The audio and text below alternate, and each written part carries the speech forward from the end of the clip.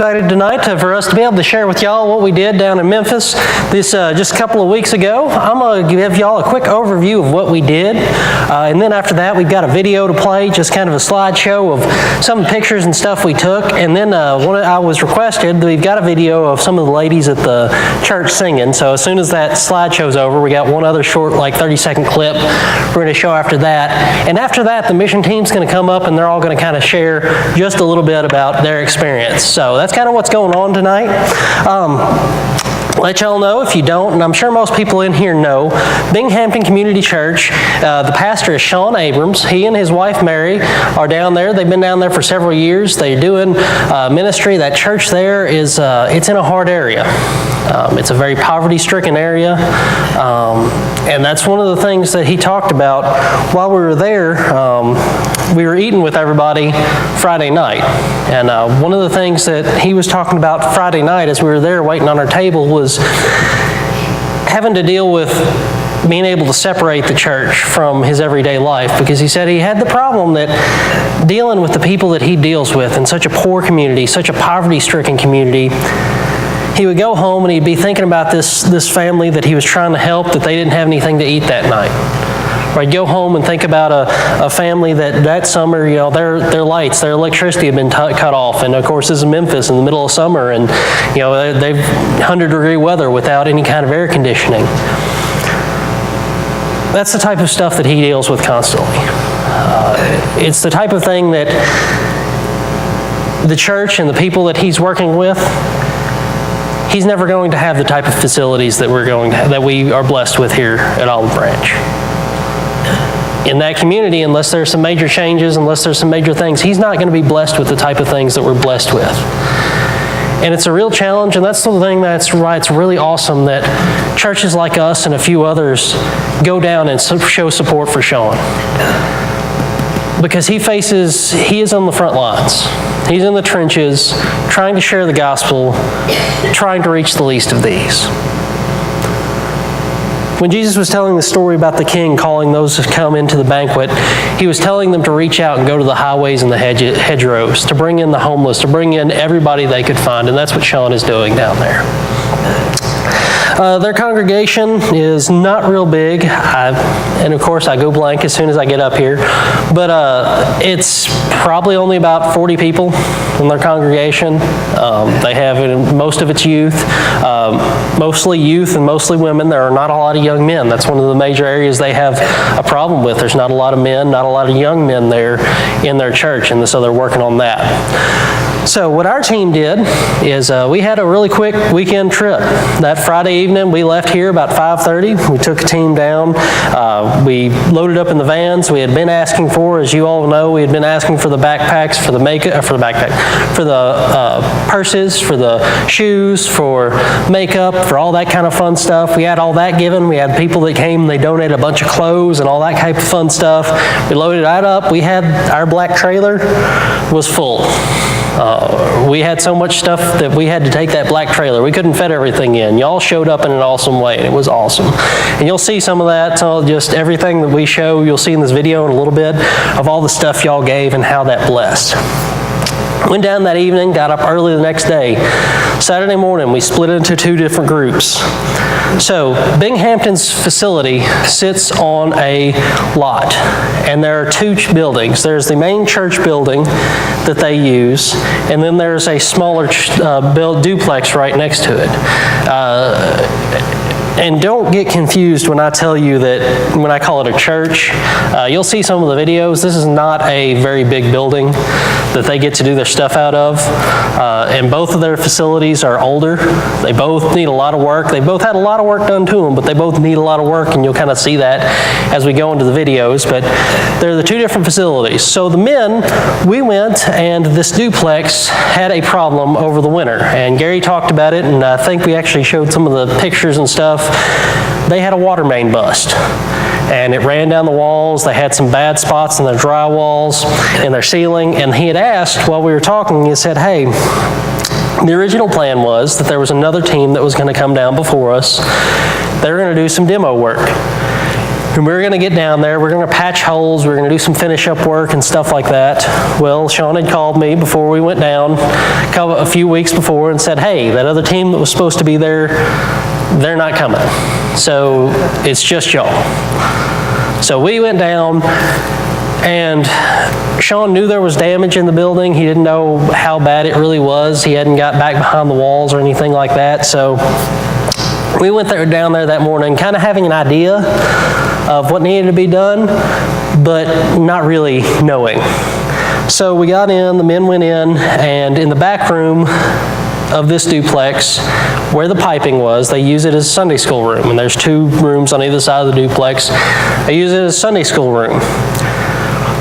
2 of our guys, who we called our experts, were Jim Totten and Mark Moser. They were the ones that we called the experts. Basically, me, Jonathan, and Brad, we were the ones, we could break stuff really well, and then they would come in and fix it. So our 2 guys who had somewhat of an idea, knew what they were doing, they went in and they got to looking at this roof, and they came to me and they said, we can't just patch this roof. They said, this roof has just been patched.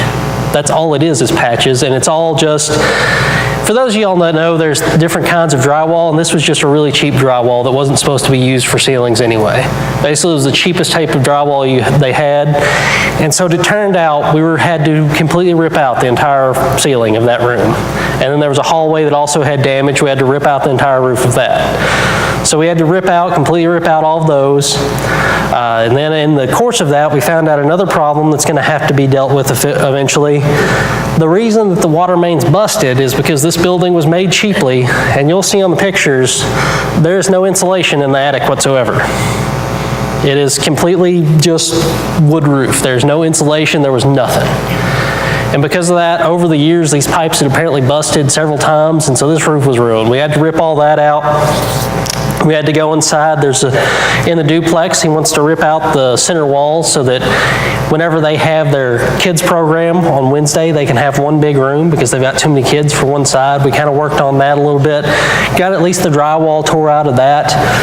Excuse me. And then there was a carpet where the water had run in on one side of the duplex. They were afraid mold and stuff had gotten in there, so we had to tear up all that carpet. And then there were some chairs he had that had been donated from a community center that they're hoping to get reupholstered. So we had to take all those apart. We had to get the glue up off the floor.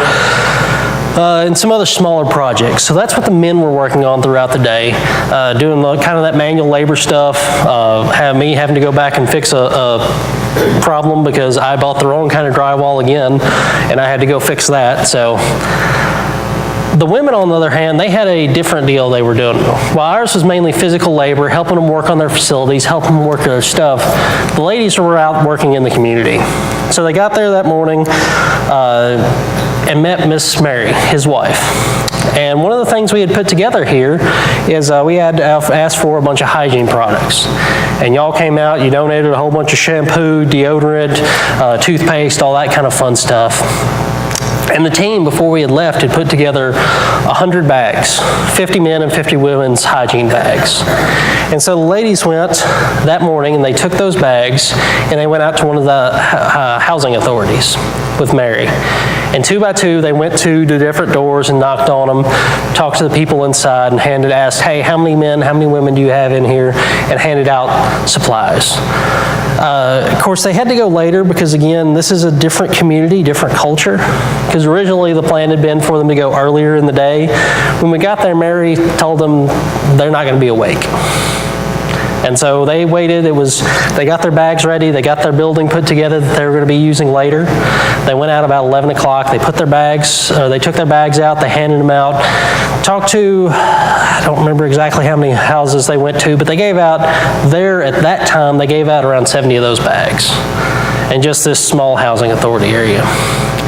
And again, this is a poverty-stricken area.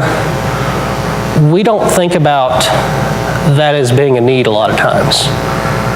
Just something as simple as shampoo. But for them it is. For a lot of these people, they're living on a fixed income. Maybe in a household you might have one person working, you might have the entire family living on government assistance. They're living And for them, something that simple is a blessing. And we don't think about that. A lot of times we don't have that kind of need and that kind of poverty sitting right in front of our face. But it's out there. And it's a need, and it's one of the reasons that it's such a blessing for us, for being Hampton, for Sean and Mary, for us to go down and help them with simple stuff like this. So they went out, they shared this stuff, they went and took those out, Mary had talked to a few people for a program they're going to be doing that afternoon. And so that afternoon, what the ladies were doing, with the shoes you gave, and the purses you gave, and the makeup you gave, they were having a Women's Day. Basically, they took all those shoes, all the purses, and all that type of stuff, and they laid them out. Excuse me.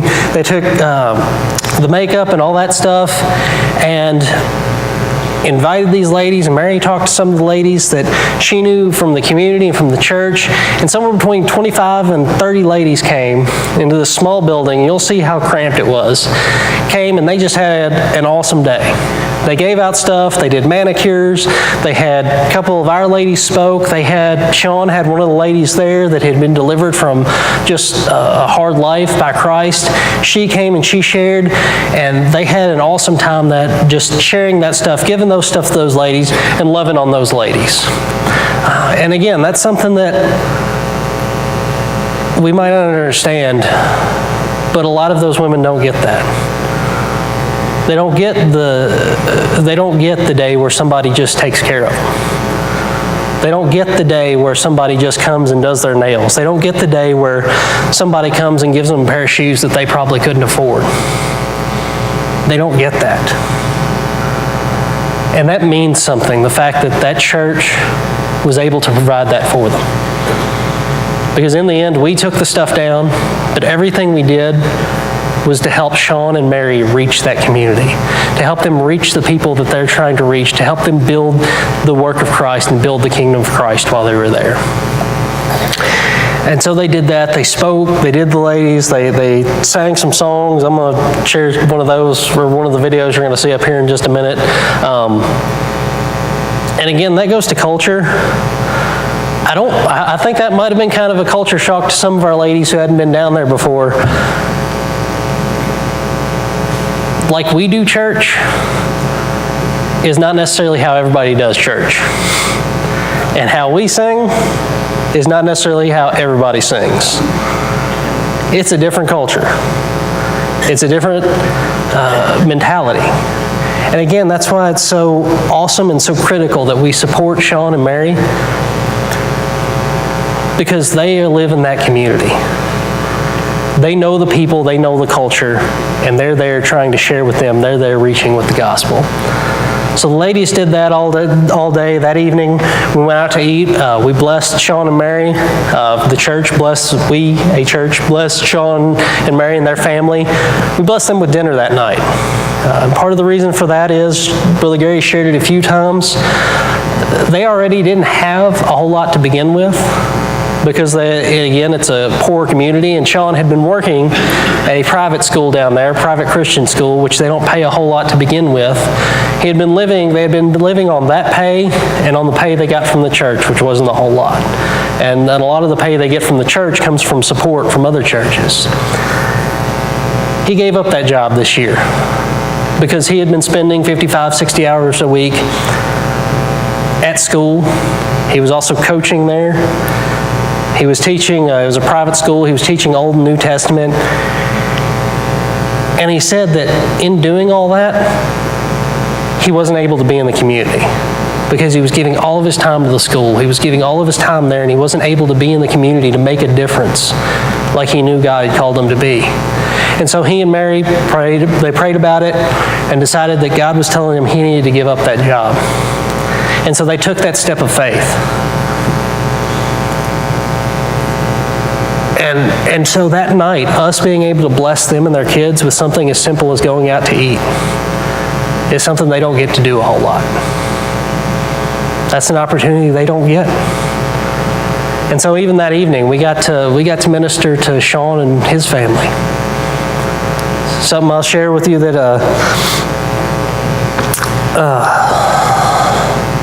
who was it? Oh, now I've gone blank.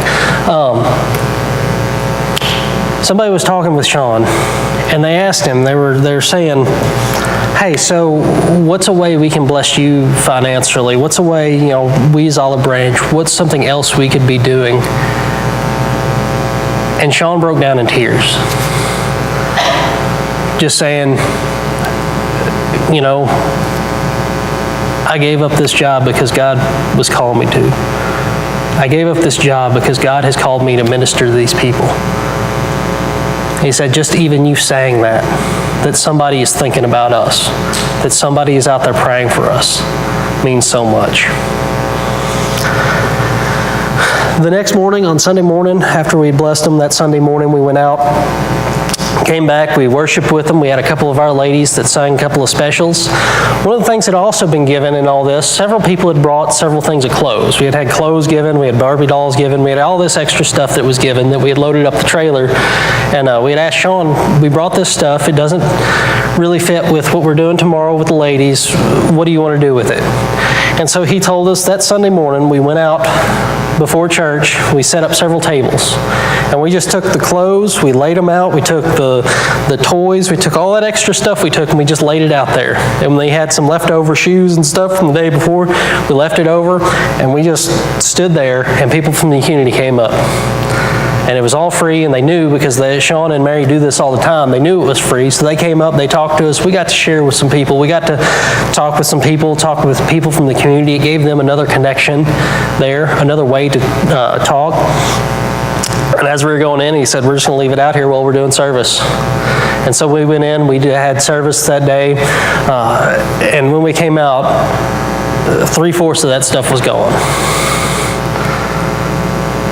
Just to show the need, that they could leave something out there and the community knows it's there, and the community knows that there's somebody out there that is caring for them.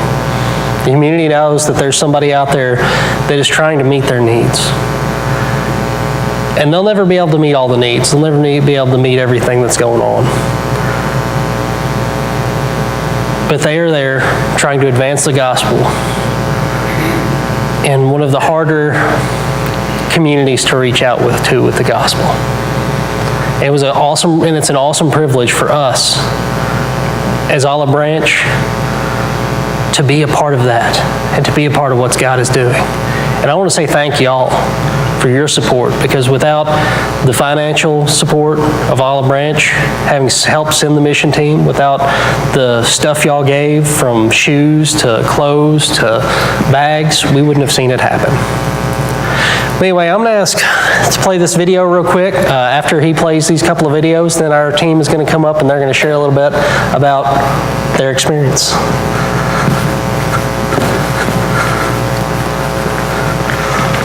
Almost everybody here with us tonight. We had 14 that went with us in total. And I'm going to ask them just come up and share for real quick, just kind of their experience and just kind of what God did with them while they were here. So that's... Sure.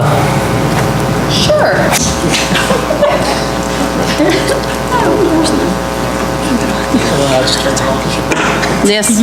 Okay. I'm good. You fixed this all up, didn't you? I went to Binghamton with all these thoughts in my mind. What's this going to be like? And I've never been on a mission trip. I've volunteered at Breaking Bread. I've worked in various ways helping world changers in my other church. So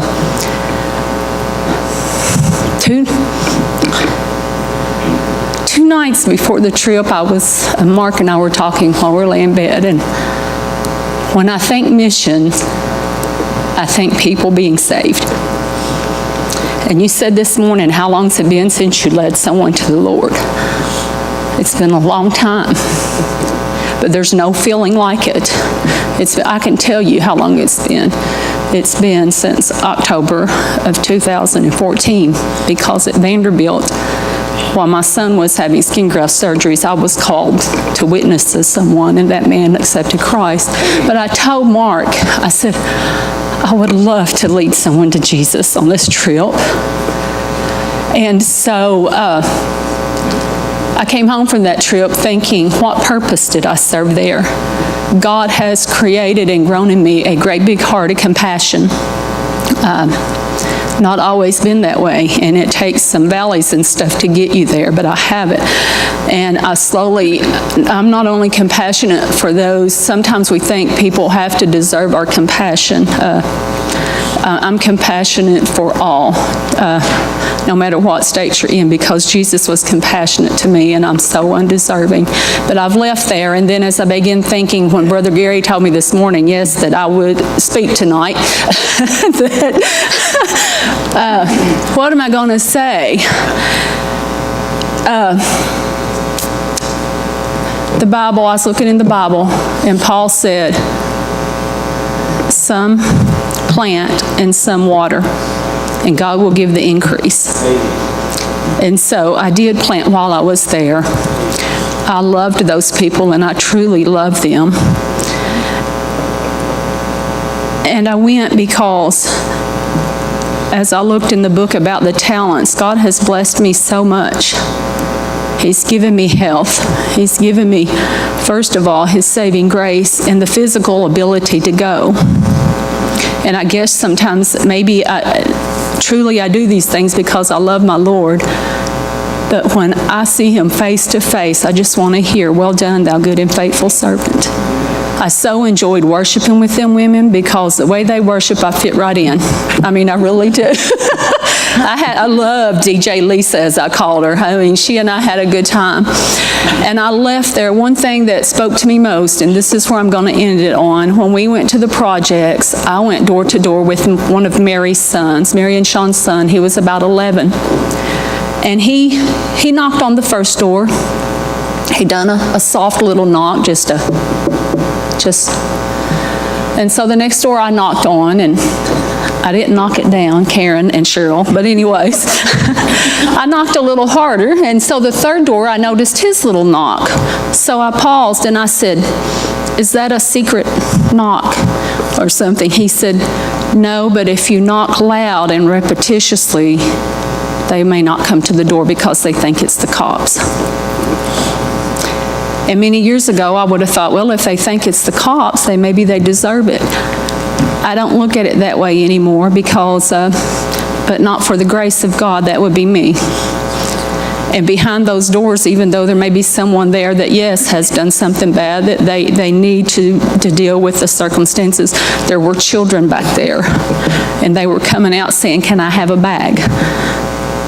So I hope God uses whatever I left there and reaps a harvest, but I feel like He used it more to grow me.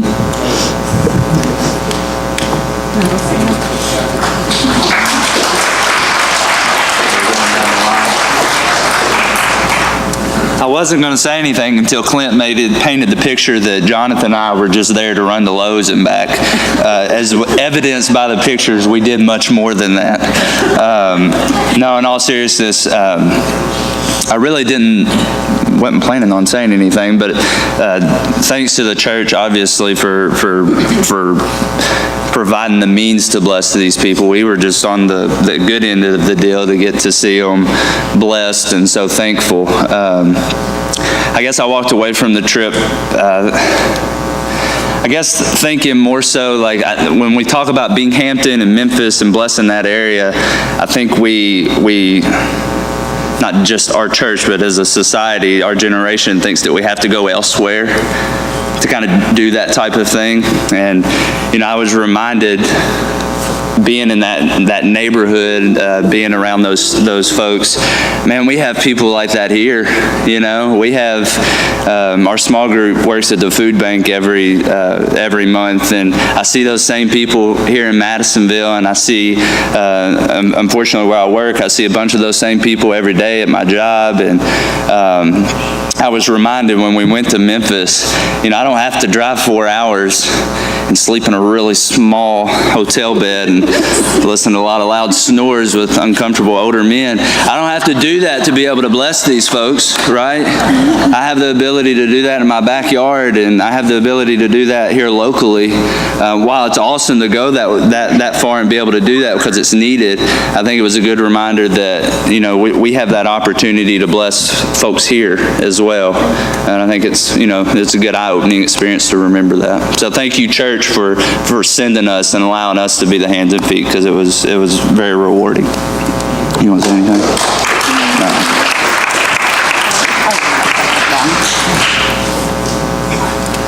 Hi. What I thought was neat was I've been on a lot of mission trips before. I've been to a lot of places here in the States, and I've also been places just across the world.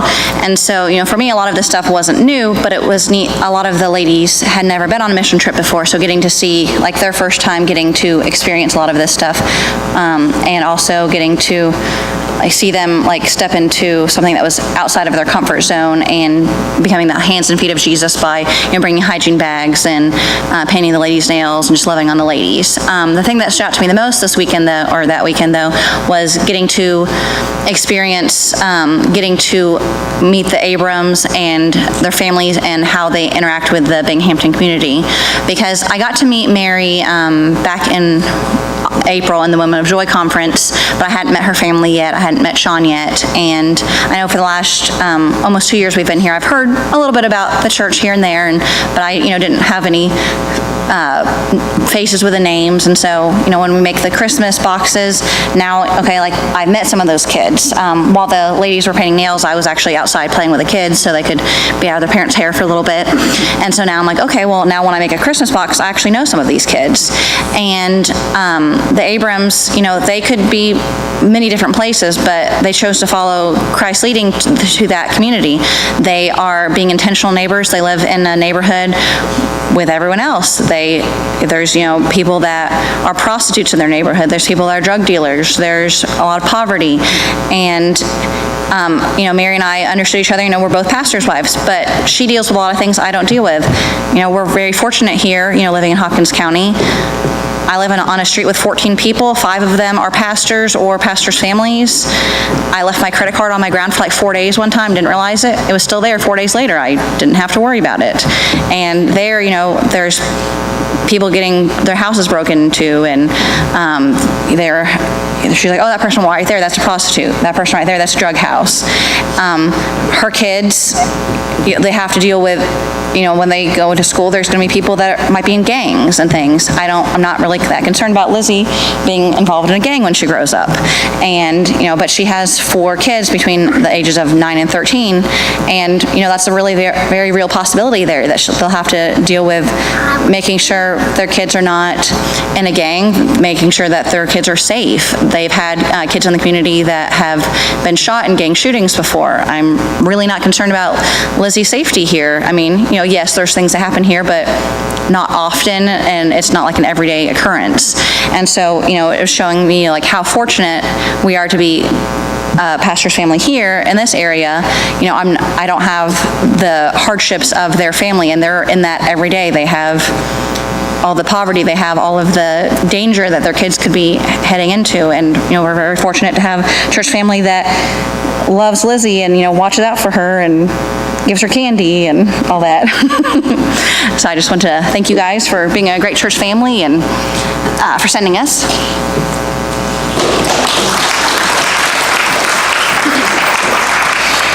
So I'm not going to try to take as much credit as Brad just tried to take, because I'm not a very handy person. I'm really good at handing tools to other handy people, but I did learn a few things.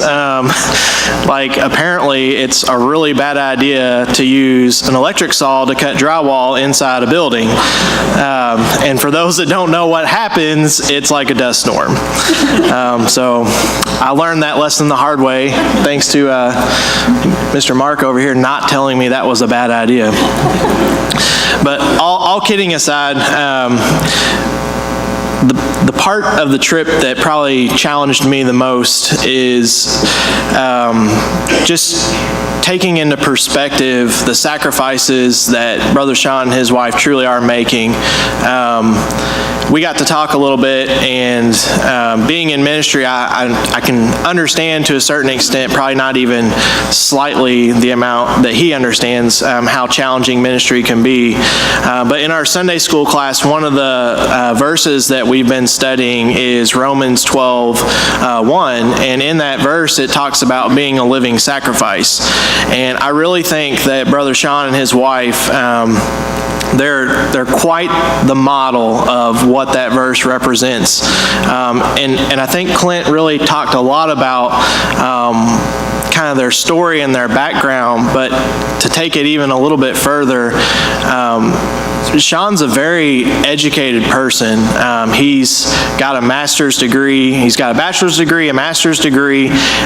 He even started in a PhD program to get his doctorate. So, I mean, he's got the skills and the knowledge that he probably could have done or could do anything that he wants to do, yet he chooses to give up income knowing that he has a wife that does not work, 4 kids to raise, so that he can dedicate his life solely to the mission that he's doing in Binghamton. And that, I don't know what more of a living sacrifice you can paint other than that picture. And so that really challenged my perspective walking away from the experiences down there and seeing what he faces every single day are challenges that in my ministry at this church, I don't even come close to experiencing some of those challenges. And, you know, I think sometimes we may take for granted how blessed we truly are, and that there are people in this world that don't have a building. There may not even be a microphone for someone to speak to where all of you could even hear what they're having to say. So that was my biggest takeaway. And, you know, just I would really, I hope that the church still finds, you know, the needs are really great there. We spent many hours, I bet we worked a 12-hour day with the drywall, and I don't even think we really put a dent in all the things that are needed.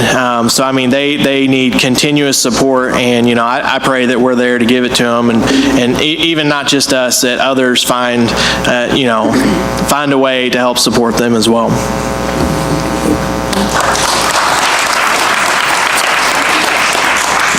Well, first of all, what you don't see in the videos is these men, what you can't see in the video is they're drenched in sweat for 12 hours. And it was 100 degrees. You know, there was no air moving around. I was over there for like 20 or 30 minutes just trying to undo some of those chairs that Clint was talking about, and my hands were so sweaty I couldn't even hardly hold a screwdriver in my hand. So hats off to the guys, because they're working hard in hard conditions. So I also wanted to thank Clint for organizing it, and I want to thank Miss Karen for feeding us, making sure that we was all fed very well. Miss Jetta for your wonderful rows. But, you know, we were the hands and feet that actually went, but the church is what made it happen, because without your donations, we got to see firsthand where it went to, the hands that it went through. But I've been on several mission trips. I've been to Romania and Serbia, and I've been to Eastern Kentucky several times, and it's just a calling in my heart that God has put on me, and to serve in this capacity. But Brad's right. There's a lot of missions that we can do right here in our own community. Just going out to Hanson yesterday, we could see that there's a need with children that's getting out of these vans. There's a need right here in our own community. We don't have to go 4 hours, but I'm blessed that God has put Binghamton in the hearts of Olive Branch, because there is such a need there, and these people just need our love. And some things that when I go on a missionary trip, I pray about it, and God, what do you want me to go on this? What do you want me to get out of it? And most of the time when I experience a missionary trip, I realize God reveals it to me that the trip necessarily isn't for who we're going to serve, it's for me. And you know, when you sign up for a missionary trip, you sign up to serve, not just serve the people, but you're serving Christ and sharing his love. And I ask every day for God to show me Christ-like love through me. And my partner was Cheryl when we went to the projects, and Cheryl and I had a lot of non-people open the door because we were like, we were wanting to get their attention. Hey, we're here, but it was kind of funny. But, just the people, getting to know my church family a little bit better. Most people have known me. We've been here for a couple years now. I'm a pretty outspoken person, so I've let my presence known most of the time where I go. But I'm telling you, if anybody can ever experience a missionary trip and serve, and even just the part if you can come and put bags together. When we were putting some bags together, we had all this leftover sample type stuff is what I call it. We had no clue what to do with it. We're like, just throw it on the van, we'll take it, there'll be a purpose for it. And it didn't take us long, did it, to figure out what that purpose was for. One of the ladies from their community, their church there, that gave up and gave her awesome testimony of what her life has been like, how she was a prostitute, and how God delivered her from drugs and prostitution, and to go to college. And she makes her own bags and takes out to her sisters on the street that are still prostitutes, and she's witnessing to them. And so Karen and I had the privilege of handing her those boxes of samples, and her just crying and us praying over them for her, what they're going to be used for. And it doesn't take long for God to reveal to me what my purpose was for the trip. And the purpose of my personal being there, God revealed to me her name was Sugar. She goes by the name Sugar. Sugar was about this big around. She had an constant oxygen on, but I got the privilege to paint Sugar's nails. And we did that. It was a beautiful thing that we did because it's very personal. You get very personal with them when you're doing their nails. And Sugar had no problems opening up to me. She told me, she says, the first time I was raped, I was 9 years old. And I thought right then, oh Lord, this is why I'm here. But her life, I can't even imagine. I have lived such a privileged life. God has blessed me with wonderful parents, a wonderful husband, wonderful children, and I can't even imagine her life. And in January, she was in bed in her house, and her house was on fire. And she woke up, and she was at her window, and her house is completely, and she showed me pictures that she had of it. And her house was completely on fire, and she, like I said, she's got congestive heart failure. She wears oxygen all the time. And she was standing at her window, and a neighbor came, and she says, I am too big. I cannot get out the window. Just save my baby. She's got 2 children. And he jumps through the window and he breaks it out as much as he can. And she says, Lottie? Lottie, the next thing I know, I'm on the ground. He picked her up and threw her out that window. And she had lacerations and stitches and stuff. And her children, she says, I looked around, she says, my bed was on fire. That's how close she was into the fire. And she says, those oxygen tanks didn't blow up until I made it out that window. And she has nothing. And so when we were just giving her shoes, there were shoes and purses, what we was offering them there at first with her ticket. And she says, I wanted 2 pairs of shoes. I don't need a purse. I just don't have anything. And I thought, Lordy, before you leave here, you're going to have some stuff because God's done put it on my heart.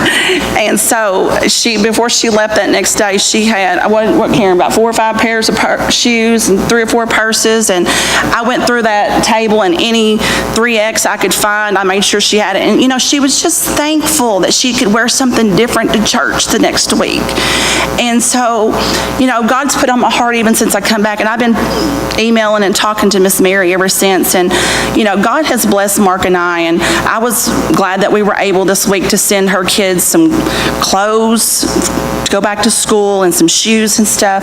But there's just a constant need there. And I just ask that everybody just continue to pray for Big Hampton. I pray daily that God just continues to put the burden on my heart for Big Hampton. But I pray for our church, that we're a very blessed church, and I just pray that we can continue to support that community. But I thank you for the opportunity to let me go.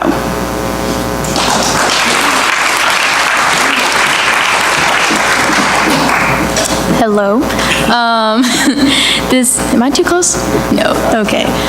This is actually my first mission trip to Memphis. Never been that far down, except Florida, but I felt the need to go to Memphis because even though I was working this summer, I felt the need, I need to serve in something. I have to serve in something.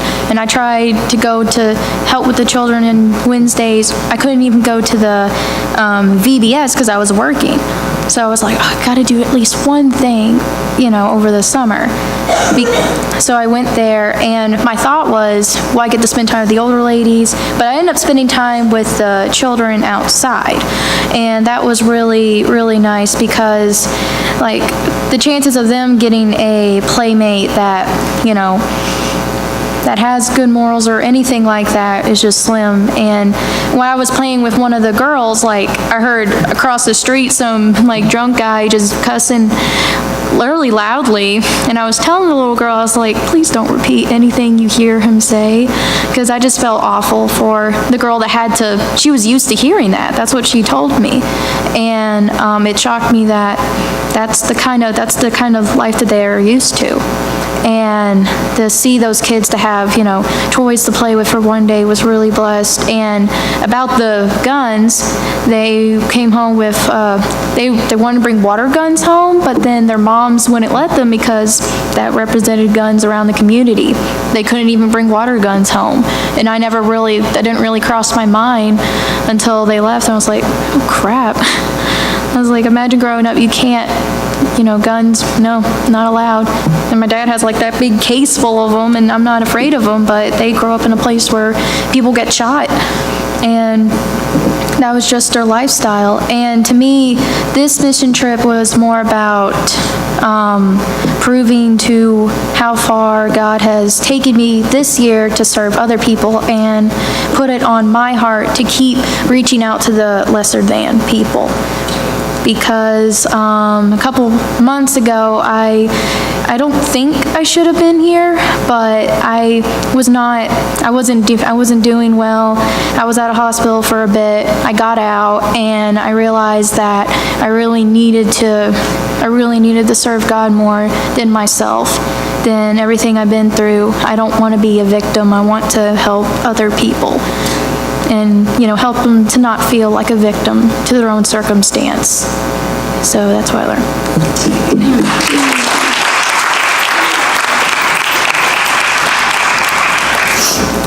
Brother Gary, I know what you mean whenever you say you're short, because I am too, so I'm glad I'm not the only one. This is my first mission trip that I went on, and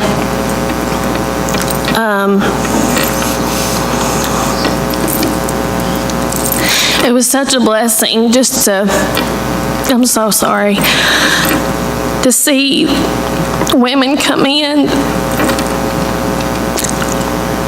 didn't have hardly a sole on their shoes,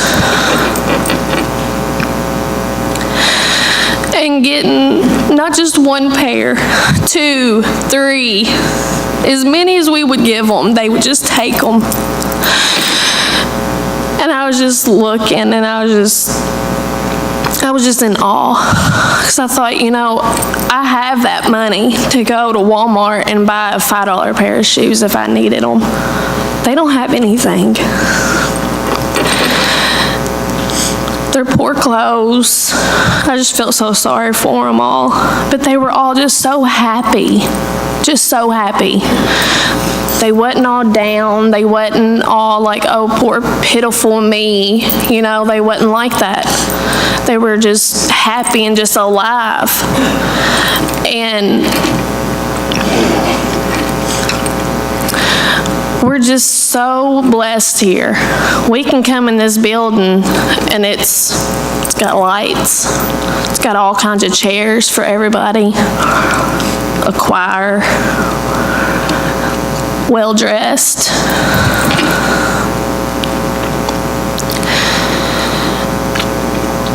Just those people, they just blessed me so much.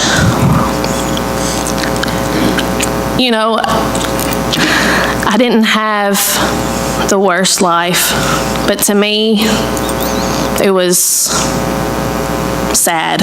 You know, I had a lot of sad experiences in my life.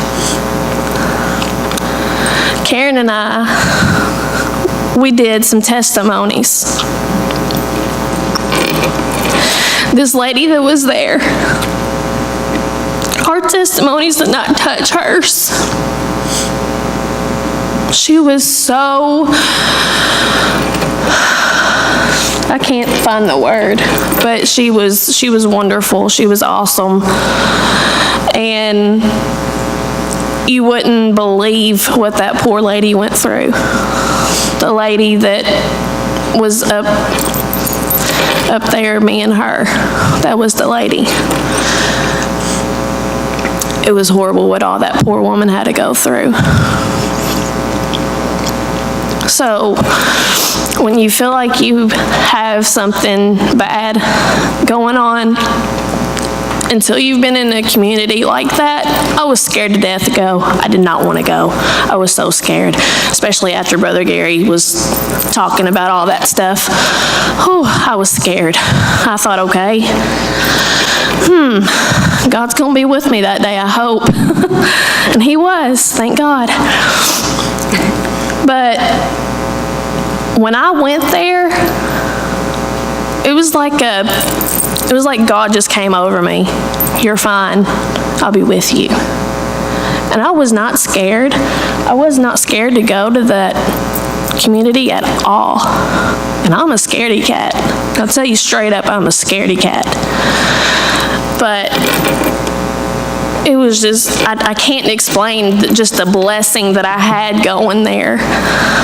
And if there's ever another time that you all that we're going, I will make sure I'm there. Just please don't let it be during the school time, because I can't go then.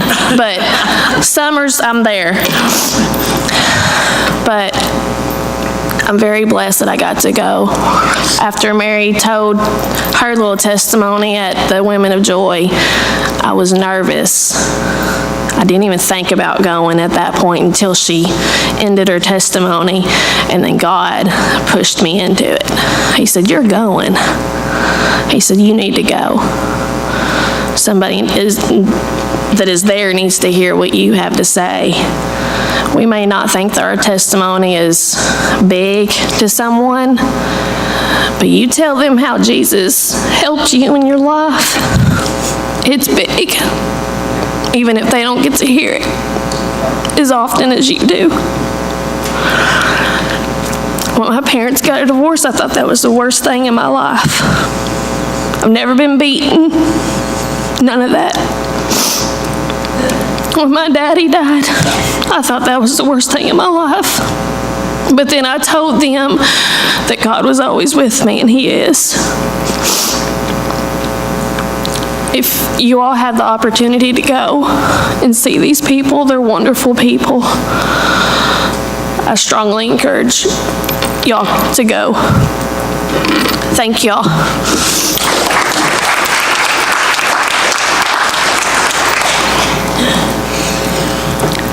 My name's Anita. I'm not a member of your church. I'm Shayna's mother. And I'm not going to say much. She gets it honestly. I barely made it through the video because I was crying. I didn't have a tissue. I was so blessed to be able to go. I don't live in a bubble. I know it's out there. The plight, the gangs, the bullets. I know it's out there. But it has never touched me in my community. I feel safe. I feel safe. That's not a safe area. It's not safe. A bullet could come from anywhere at any time. That's their reality. I didn't testimony to anybody, but I know that I got way more out of this trip than they did for me, because I was blessed, and I've not been able to get it out of my head. I'd love to go again. God, Brother Sean and Mary, what a blessing they are to that community. What a blessing. And it was a blessing to meet them, and I appreciate it so much. I appreciate the opportunity, and Miss Mary took Shayna and I around, and we drove around in the van, and she showed us some things, projects that they're trying to do in the community to uplift the community and bring it into a community where people can be safe, and projects for the kids. And we even had to go, we went to pick up ladies to bring them to the ladies thing, and before we went, we had to go by Family Dollar and buy undergarments for a lady because she didn't have any to wear. She didn't even have undergarments to wear, so she wasn't going to come. We went to get her something. It just, that's their reality. But I just want to say thank you for allowing me to go and experience this with my daughter, and I could not have been with a better group of women. You women, you all, you deserve much respect for what's in your heart and what you do for people. And I appreciate it, and thank you for letting me be a part of it.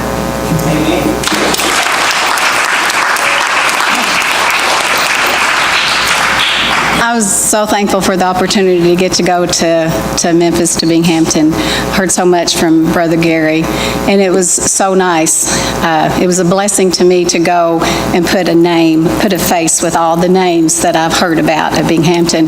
Brother Sean and his wife, they're doing an amazing job there, and they do sacrifice. Their children, they led the singing that Sunday morning for the children, and it was a blessing because those children are serving God in that community, and they are serving God in that community. It's a very poverty-stricken community. It's very high crime. But you know, I'm a lot like Shane, I believe. I wasn't scared. We went out in the community that day, and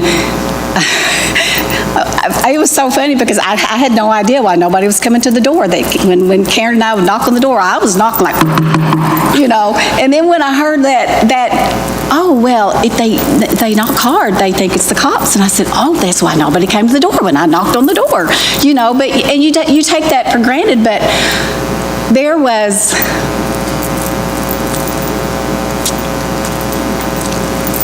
We knocked on the door. I think it was Karen, because they opened the door, and these two beautiful children were standing there. And I have a soft spot for children, I always have.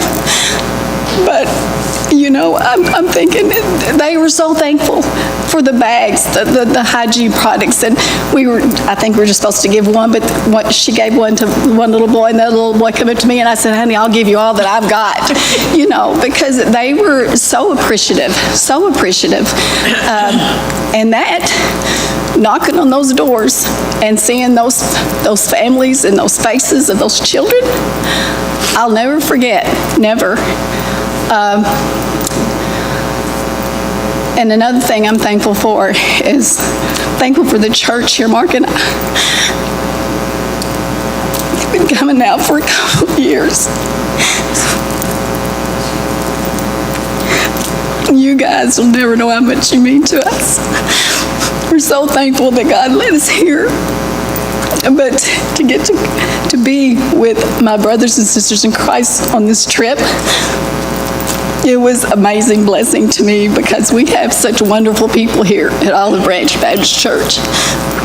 And I just loved the fellowship that we had with everybody on this trip. It just meant a lot to me to get a little bit closer to my brothers and sisters in Christ. And I just want to thank you all for even allowing us to go with all your donations, because I'm telling you what, they really, really did appreciate it.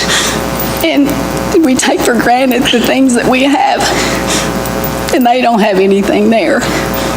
But it's the children, and this one little boy, when they were getting their clothes off the table before services and after church, this one little boy, he was sitting there with his mom, and he kept looking at me, and he came up to me, and then I put my arms out to him, and I picked him up, and then he wanted to go back down, so I had to send him back to go to his mama, and then he came back over to me, and he had his arms like he wanted me to pick him up. And I just wanted to take that little boy home and just love on him. When I asked him what his name was, and he said his name was Josh. Well, our son's name is Josh. So that little boy, he had a special, he just did something to my heart that day. He just, because those children, they need our prayer. Those families, they need our prayer. Brother Sean, Brother Mary, they need our support. And I know, thank you all so much for what you've done for Binghamton, because they are just so thankful to get to go, because they're just doing amazing work there. Thank you.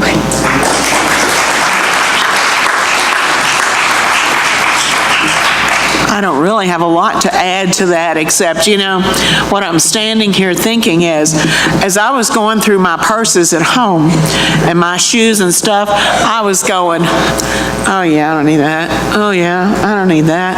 And pretty soon I got a tote full of stuff. I bet you all did the same thing. Many of you did the same thing. You really didn't give any thought to it. But there was a woman who needed what you had. There wasn't a purse or a pair of shoes. By accident, a lady came to church, Sugar, your friend. She had on a pair of my shoes. I didn't tell her they were mine, but they had broken on her, and she was so distraught over that pair of shoes that I had had in my closet, I don't know how long, because that was her church shoes that she had gotten the day before. And I'm like Karen, I thought, you'll have another pair of shoes come Christmas, But we really don't think anything about it. But when we're going, if you can go. But if you can't, as you're going through your stuff, know that there is somebody needs it. You might not care anything about it. Somebody needs what you have and appreciates it. Karen was telling you about, her name looks like Tricia, but it's Trisha, that walk the track. Walking the track is a street that is in the Binghamton community where the prostitutes do their business up and down the streets. And she's talking about her high-dollar job that she had to have to keep her meth addiction going. No, crack cocaine addiction going. She was on the street for 22 years. 22 years. In and out of rehab 3 times. And you heard this story about the 3rd time she went to the Mariah house. She was there for a year, and God did a work in her life, and now she's out there trying to do the ministry that, she can now do with shampoo samples. And Cheryl Davis gave 1,000. There was at least 1,000 shampoo samples, and we were all laughing. And Cheryl and I, even early on, she said, I don't know what in the world y'all are going to do with this, and I don't know if you even want to take it or not. And as she's given her testimony, and Mary and I had, as Karen said, been talking about the samples, and Mary, we're like, well, yeah. And as she's given her testimony, and she starts talking about making bags out of shampoo samples, I looked at Mary, and Mary looked at me, and it was like, oh my goodness, look what God did. Look what God did. How many of you all bring home your shampoo samples and throw them away? Don't. Keep them. Somebody needs them. Thank you all for the opportunity. It was great.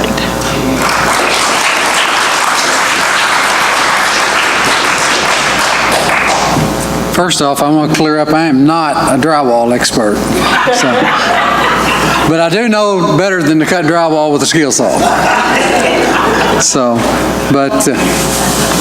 But we had a good time. It was a blessing from top to bottom to go. And like it's been mentioned, I'd like to thank the church for the financial support. There's a need there. Cheryl and I have been on a mission trip before into a third world country, but going into an inner city is totally different. In a third world country, they may have to walk 1.5 miles just to get water, drinking water. Well, the inner city, it's a whole different setting. What those folks face, from the crime to the poverty to the prostitution. So it was a blessing. But the biggest thing, one of the biggest things that God blessed me with is the faith that Sean and Mary have. To step away from a job, to step away from financial support, to go into a community like that and say, hey, I want to make a difference. And that's huge. It really is. And to see, and I think Brother Jonathan mentioned about how educated Brother Sean is. And he could be probably working anywhere, but he's listening to God's will. That, hey, this is where you need to be. And he's got his entire family there. And he's got a beautiful family. He's got one girl that I swear, UK needs to be recruiting her. Because when I look at her, I'm looking at her neck. And she is at least already 6'1", 6 foot or 6'1". And she's what, 13 or 14 years old.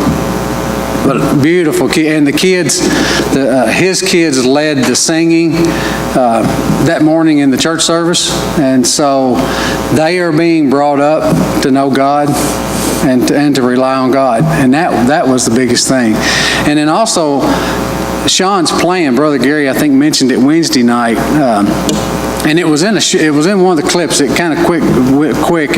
Where Sean had it was a map, like a plat. He's already got a plat of the 3.5 or 4 acres that lays right there behind where the church is at. And that's already the church's, and he has already got a plan in place. And I got on his email list, and I think Brother Gary mentioned it Wednesday night. He's already got programs established for this community, what he's going to try to put in place. And it's just awesome, the faith that he has. And I can't speak for all of you, but I am so spoiled.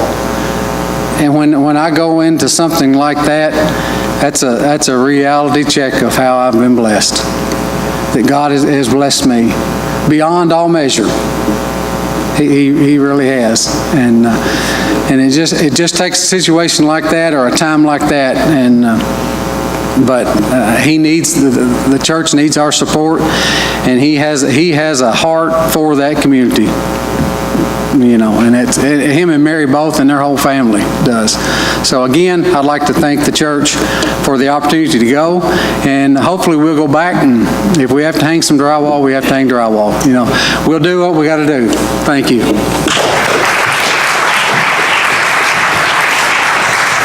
All right. Let's leave you with a couple other things before I turn it over to Gary and we kind of close out for the night.